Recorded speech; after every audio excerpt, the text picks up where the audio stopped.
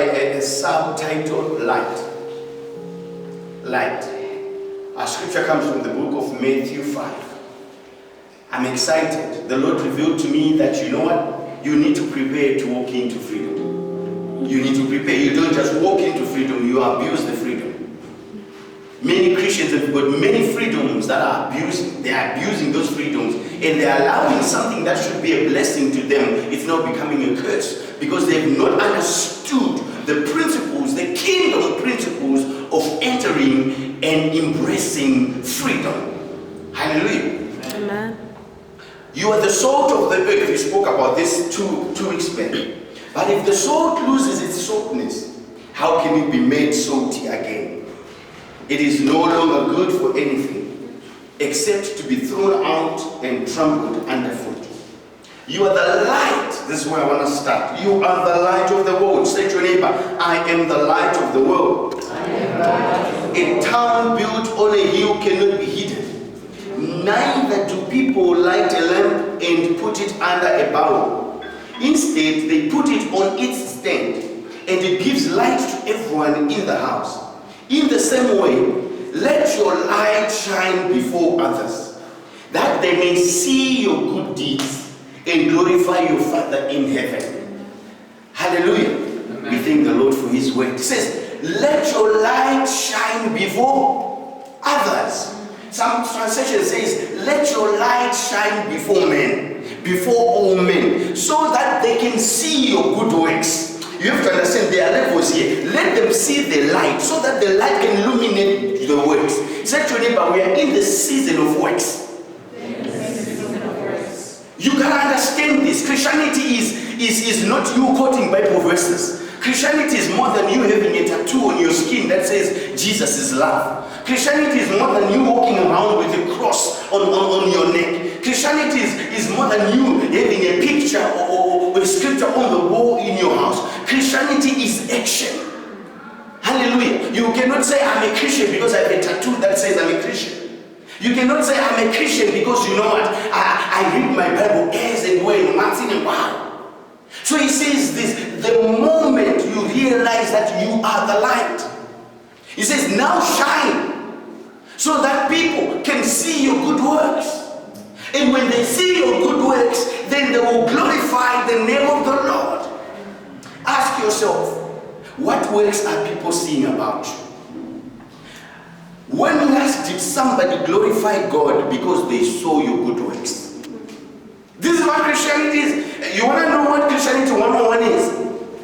I see you. When I see what you do, then I say there's a God in heaven. Simple. You are done. Don't complicate stuff. We can pray in tongues. We can go to the mountains. We can do all night prayers. We can do all these things. But if your works are not leading people to God, then there's something missing. And we're talking about it. To be the light.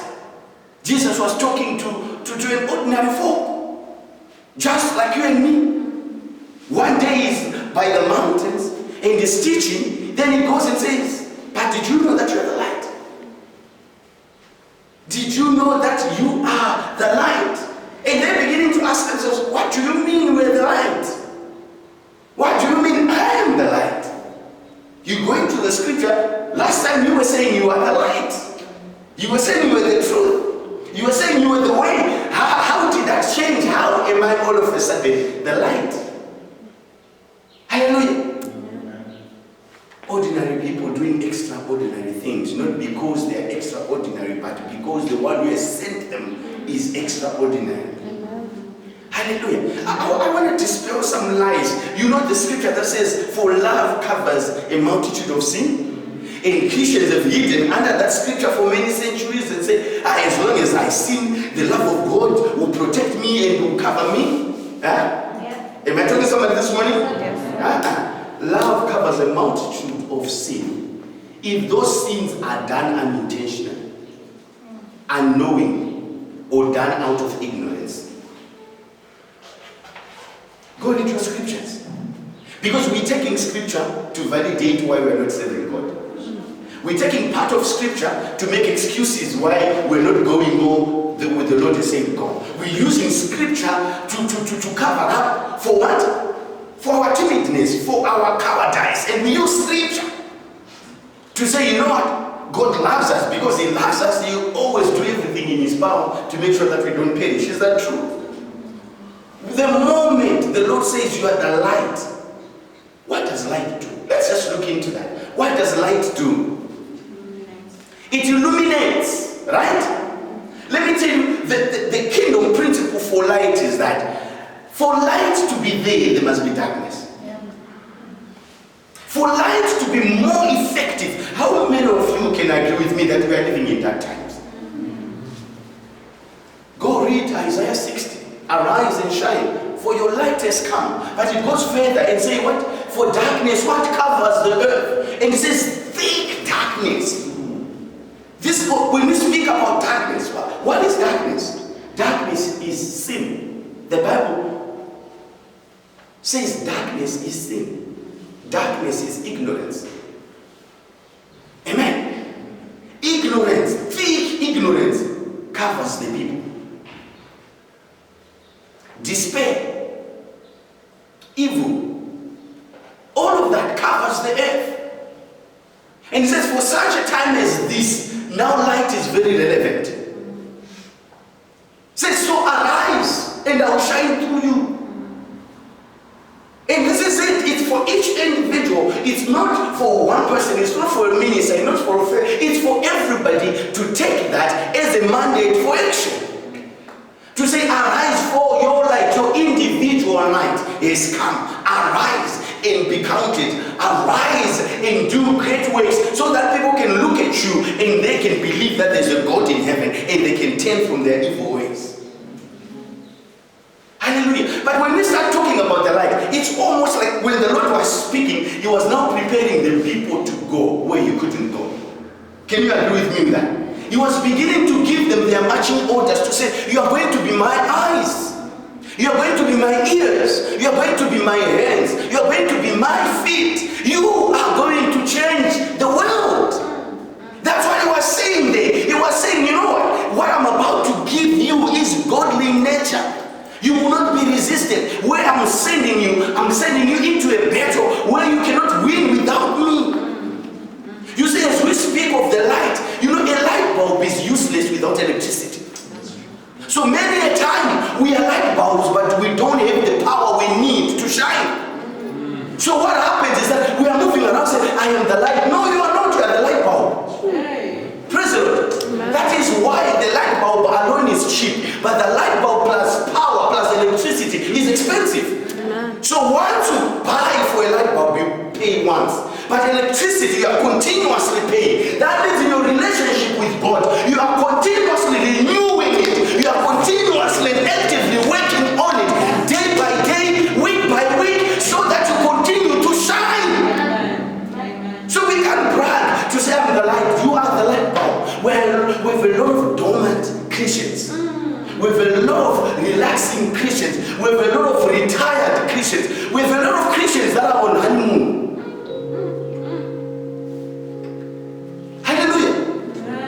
You are a bulb that needs to light. And unfortunately, according to the kingdom of God, there isn't any alternative power. That's true. There is no generator. Yes. That's why when you try to light up using other sources, they are short-lived. When you try to spark and to be something using other ulterior motives, other alternative motives, guess what happens? You only go this far. Because you do it by your own strength. You know, one thing that I've known about the Lord, even as a minister, people have been calling me for since this whole pandemic started. They call me and they say, Pastor, this has happened. This person is sick and that person is sick. And the temptation there is for me to say some good stuff. You know, to say, yeah, hold strong, have faith, you know, get out of the bed, jump around, your faith, you must dance when things are down. But I've learned something. I keep quiet. If I don't know what to say, I keep quiet. I keep quiet. I'll tell you why I keep quiet. You know why I keep quiet? Because every time when I say to somebody, it's going to be all right, and that's not what the Holy Spirit has told me, that means I have to perform, it's going to be all right. If I say, no, God will come through for you, and God has not said that, that means I have in my own limited capacity, have to make sure that the word I've spoken, I carry it to come to pass, and it's testing, and it's really, really tiring. So I learn to be quiet. Sometimes I say, I'll come back to you. I have people that send me messages, says, but you haven't responded to me. I sent in the morning, I sent yesterday. I said, shh, I'm still inquiring. I too have a boss. I too have a God who I go to, and I say, what should I say in this situation? And it's beautiful when the Lord gives you the answer. Because you know what that answer does? It lightens everything up. It lightens everything up. The beautiful thing about the light, it does not just give light, but it gives direction. Yes. Where there's a light, you even know which way to take. I'm not talking about those that are lost today. I'm talking about those that are in the house and are lost in the house. Can you imagine being lost in the house? Is that possible? Yes. Am I telling somebody? Is that possible to be lost in your own house? Yes. Where you actually need the GPS? Let me go deeper than that. Do you know that you can be lost in your own relationship with the person that you are with? You can be lost. You are not clicking, things are not working. Why? Why?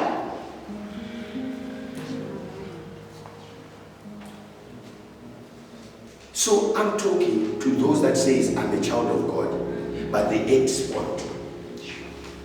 You know, it's one thing for God to spoil you. It's another thing for God to give what I call commonwealth. It's common wealth. It's wealth for every common man. You have been given breath. You've been given energy. You have been given sustenance. You have been provided for.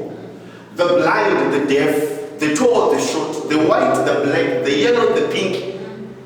Whether you're in Asia, Africa, Europe, we've all been given that. It's called commonwealth. It's for everybody. It's been given for free.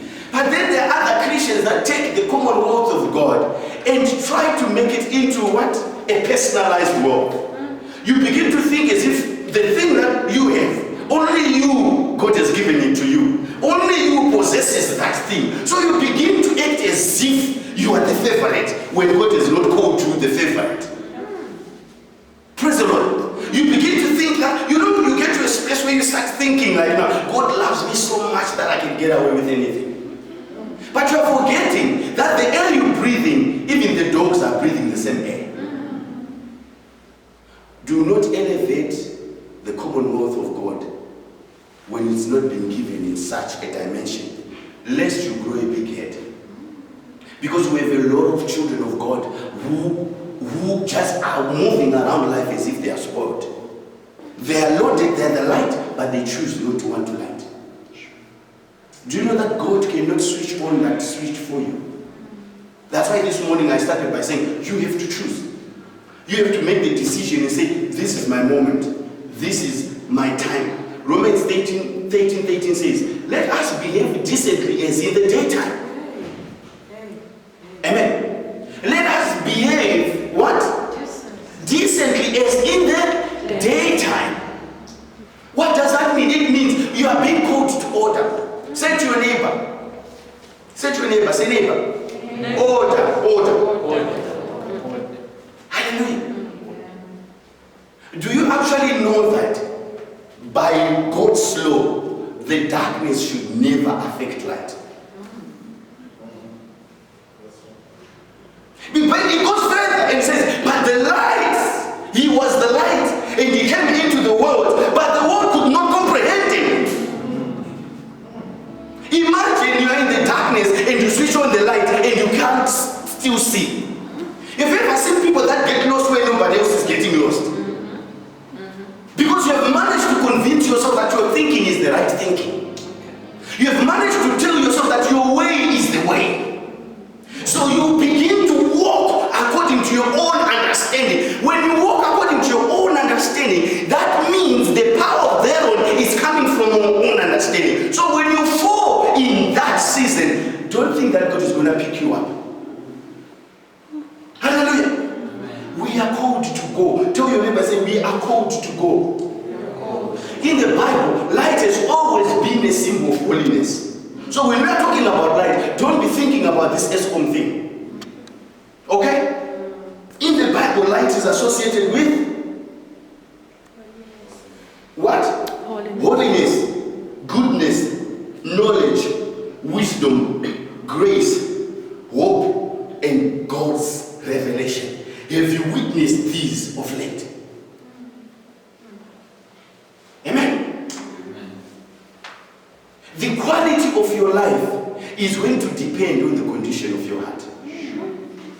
So you can still have people who have money and are miserable. Do you know what I'm saying? You can still have people that have money but are what? Are miserable. Then you can have people who don't have money but they have what? They have grace. Hallelujah. They are holy. Scripture says, be holy for I am holy. Look at your neighbor. Right now what I'm speaking to, what I'm saying to them right now, it's either impacting them or it's destroying them inside. You can just see. Look at them. Just look at your neighbor quickly. Amen.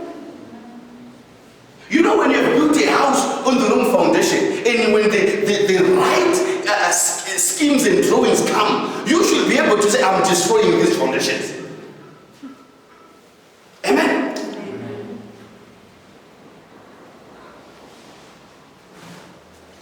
Am I talking to somebody this morning? Amen.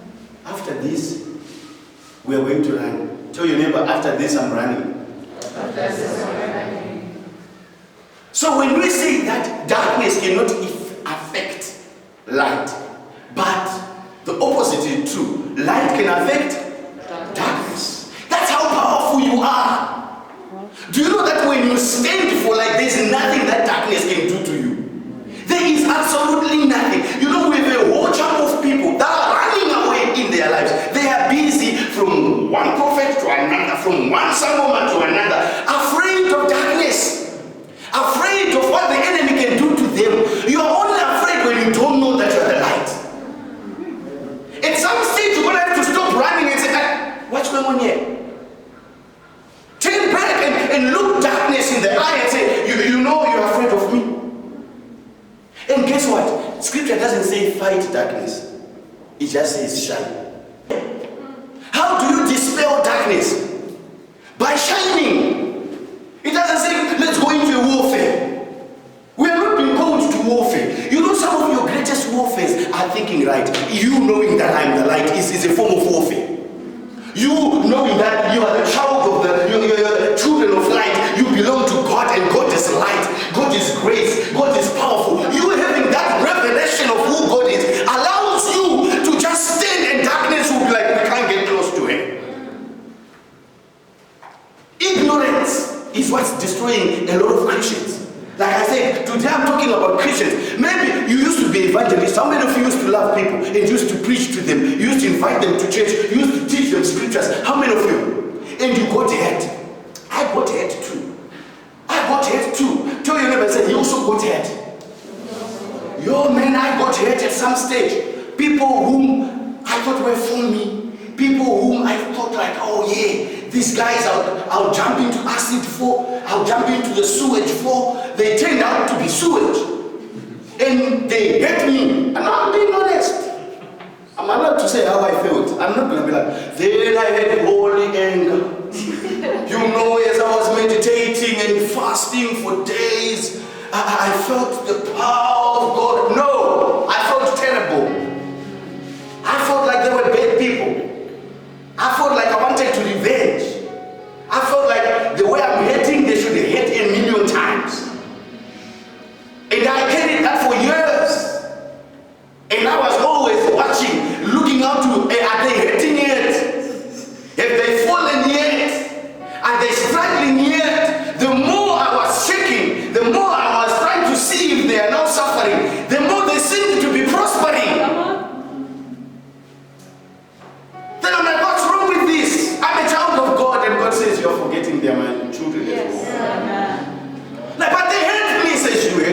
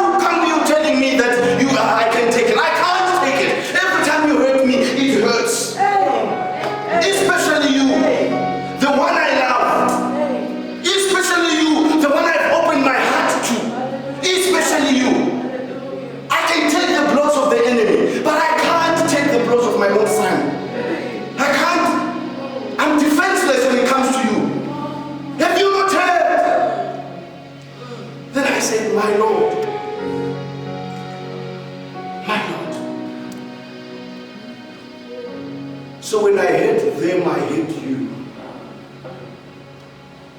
Because many a time we are self-righteous.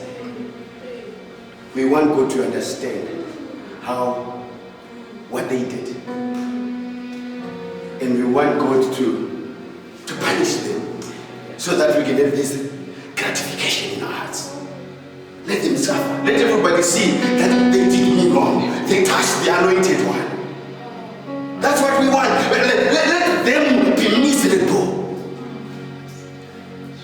Then the Lord revealed to me, says, if they are miserable and they are hating, then I am miserable and I'm hurting.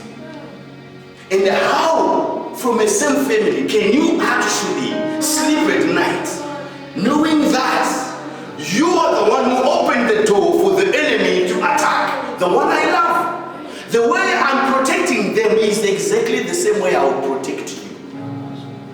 If you are ready for me to remove my cover from them and my protection from them and my provision from them, if you are ready, sign here. When you sign, know that you're also signing for yourself. That will know when that time comes when somebody is knocking on my door, like what the devil always does, seeking revenge, seeking to expose you, seeking to hurt you, seeking to bring you down. When he comes and they says, hey, have you seen your son? Have you seen what he's doing? Should I also say, I have no son?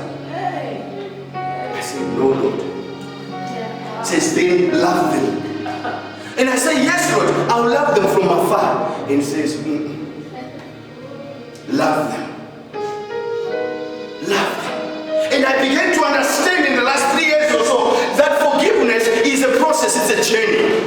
It's not something you wake up one day, I forgive. Because guess what? One day when you are by yourself, that thing comes again and says, but they hurt you. And the anger comes back again. And you feel like, you know what? All the healing that had taken place dissipate in a second. And the Lord says, you know what? Be patient with yourself as I'm patient with you. My patience has never run out on you. Be patient with yourself. It's one thing to be patient with people. Because when you are the light, you don't light for yourself. And that's the beautiful thing about the light. When you are the light, this light bulb, it's not benefiting by lighting. I am the one benefiting so that you can see me. Hallelujah. So the beautiful thing about the light is that when it lights, it gives illumination and it draws men unto you. But here is the secret of the kingdom. Men are not coming unto you. They are coming unto what causes you to shine. So if you are a minister with their soul, when they come to you, you don't let them bow down to you. You say, it is not me. It is him. It is not my qualification. It is him. It is not what I claim to be. It is him. That's the beautiful thing about light. Isaiah 6 says, arise, Jerusalem. Let your light shine for all to see. Who is seeing your light? Hallelujah. Let me tell you something, my friend. Your brokenness is not your fault, but your healing is your responsibility. There was nothing you could have done about being hurt. You did not sign up to be hurt. You did not sign up to be rejected. You didn't get in that relationship for it not to work.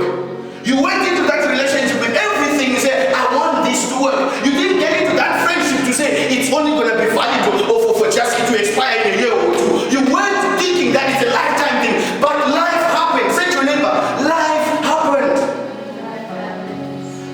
You were not in charge of that. But how you heal and how soon you heal, that's your responsibility. It's a journey you need to take, because if you don't take that journey, you are never going to impact life. You are not going to shine for people. You are not going to direct people unto the Lord, because you always suspect everybody who comes your way. People who come, you always think, what are they doing? What do they want? Praise the Lord. What are they after? Hallelujah. I pray that the Lord is speaking to you this morning.